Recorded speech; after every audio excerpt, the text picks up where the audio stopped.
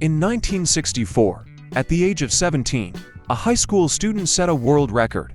He gave up sleep for 11 days and 25 minutes, or 264.4 hours. But on the last day of the experiment, he was admitted to a naval hospital where his brain was examined. As a result, it turned out that his brain constantly managed to falling and out of slumber.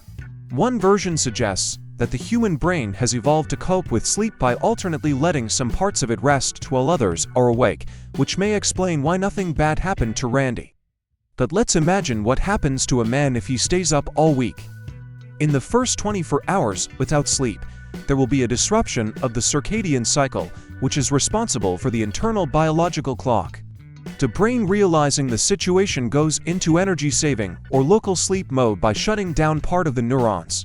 For a person, this is fraught with drowsiness, loss of coordination, concentration, irritability, inability to think straight, remember and make decisions. You may also notice an increase in appetite, cravings for sweet and calorie foods. Of course, serious consequences after a single case should not wait, but that all day you will feel tired, by itself bad. After 2 days without sleep, American psychiatrists have proved that after 30 hours of continuous wakefulness a person stops recognizing the emotions of others. The reason for this is the same energy-saving mode and the shutting down of more neurons. The onset of microsleep, which lasts a few seconds at a time, becomes regular. It looks like a real loss of consciousness. The immune system will also weaken, making it much easier to get sick. There will be low vigilance, severe fatigue, and your speech will become confusing and incomprehensible. After 3 days, mental faculties will be reduced by so much that a person will not be able to solve even the simplest problems. The perception of the world is changing, hallucinations and illusions are appearing. A person experiences memory problems. For example, you might forget what you were doing.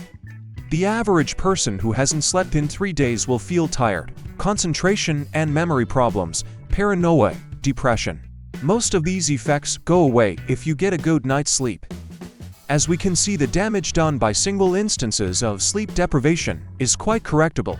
But what about staying awake for 6 or even 7 days? What happens to the body in such a case? Studies have shown that people who have not slept for a week resemble drug addicts. Their speech is incoherent, and their thinking and behavior are disturbed.